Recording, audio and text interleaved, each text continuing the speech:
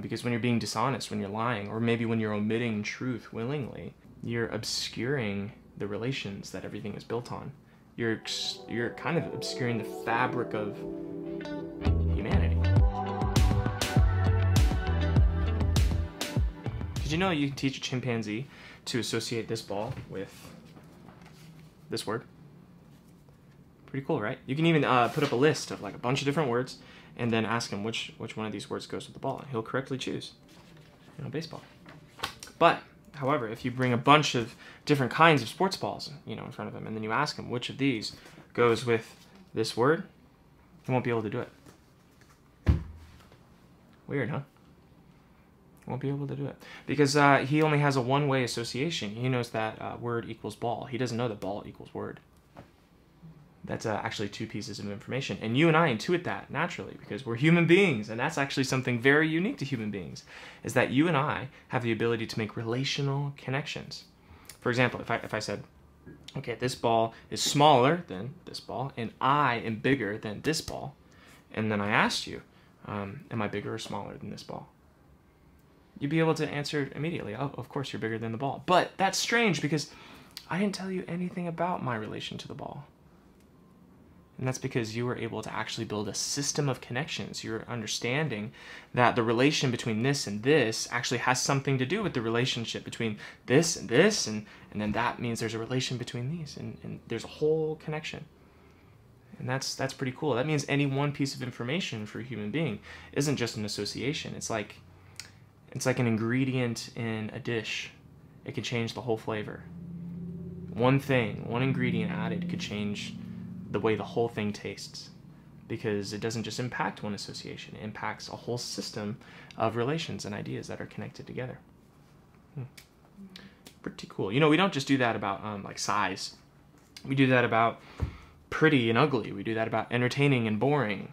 We do that with all sorts of different values, and we do that about things that are intrinsically, maybe abstractly worth more, and things that are abstractly worth less. And why do we do that? Well, because we have an awareness of time. And that's another part of it, the ability to be aware of time, the ability to make relations. These things kind of culminate into these value judgments that we place on things, because there's only so many hours in the day, and we can't spend our day doing everything. And we have needs, and we have desires. And so if it was the choice between playing catch with a friend and going out and maybe, hunting for the day and securing food for your family so you don't starve, you're going to put that value of hunting above the value of going and playing baseball. And that's another good thing to notice, is that values are contingent upon contexts. Yeah?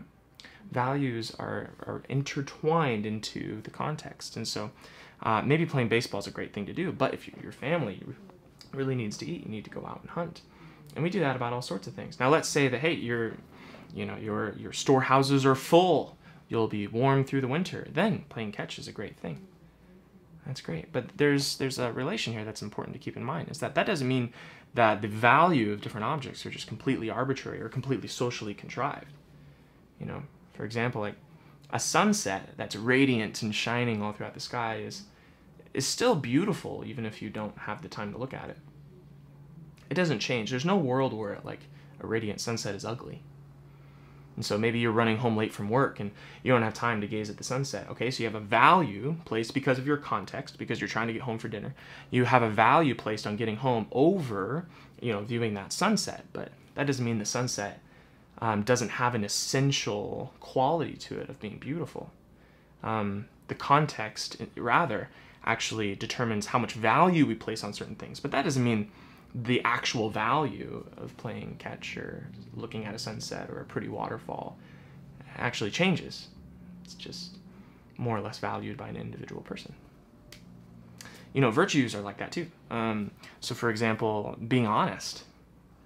There's no world where being honest isn't a virtue and isn't good, isn't a moral good. Now there might be situations, like I'm reading the Gulag Archipelago right now, and it's all about the interrogations that the Soviet Union had on people. So if you're being interrogated, if you're being like, and you're trying to save somebody that you love from being arrested, falsely, then then yeah, you're not going to be honest. So you have a lower value placed on that. Maybe the virtue of being honest, but that's because of the context. It makes sense within the context. But there's no world where being honest is actually being dishonest, or being honest is evil. Like, it's all context dependent. The virtue doesn't change. Honoring your father and mother doesn't change as a virtue, even if you realize you need to put up some boundaries with your parents because they're not exactly trustworthy or healthy to be around. It doesn't mean that honoring your father and mother changes. So entities have value that are outside of the, maybe your individual value structure and your context, and virtues have value and essential qualities even outside of your particular values. But the way that we organize our value structure, the way that we organize our lives around particular entities and particular virtues, is going to determine, the kind of flourishing life that we have. Because like I said, there's only so many hours in the day, and you have to choose between catch, and you have to choose between, going out hunting. And this is actually a pretty interesting thing too. So our ability to understand time and to understand relations is actually this incredible ability to live out these imaginary worlds so that we can pick the best way of acting in the world. So you could think, okay, if I stopped and looked at the sunset, instead of getting home in time for dinner, I might really enjoy that sunset, but my family would be pretty upset with me. And so maybe you, think through that imaginary world, and you decide, hey, you know what? Missing the sunset and getting home for dinner is the better of the two imaginary worlds, so I'm going to go that direction. You could think through, okay, do I play catch? Or do I go get, do I hunt and get food for the winter? And then you think, oh, well, if I don't get food for the winter, my family will starve, and that's a lot worse than not, missing out on a game of catch. So that's pretty good, because your imaginary you died instead of the real you. And that is the point of having an imagination. That's the point of being able to abstract in your mind out all these different things, the way that different relations can be connected, the way that different values can be organized, the way that you can use your time. All of these things matter. And so that's kind of an interesting predicament to be in, is that you and I are interacting with entities and virtues that have an essential nature that we can either prioritize and place highly on the, the kinds of actions that we're going to act, or you can put them low, and that's going to have different consequences as well. And we can kind of think about that and consider that and try to build these possible worlds. And all of this is to the end of having a flourishing life, of organizing our time and our actions the best way possible. And all of that is fundamentally attached to our ability to use language. So what are the implications of all these things? Well, there's a bunch. It kind of has implications everywhere. So, one of the things that comes to mind is this is probably why free speech is such like a core value in our culture. Because it's not obvious that if you didn't have the ability to speak, that you'd be, that you'd have the freedom to be human. Because maybe the act of being human is attached fundamentally to the ability to speak, and to speak freely. It actually brings us some interesting insights into faith, because when I read the biblical stories, for example, of God speaking into existence creation, that actually creation was made by a word, that's pretty interesting. That what awakened consciousness, what awakened creation, was speech. And that in Christian theology, they think of Jesus as, I'm Christian, but we think of Jesus as being the incarnation of the Word. So that Word that spoke in the creation narrative is actually Jesus. Like, that's the incarnation, the God in a bod, as my youth pastor would say, of the speech that was the creative force in the beginning.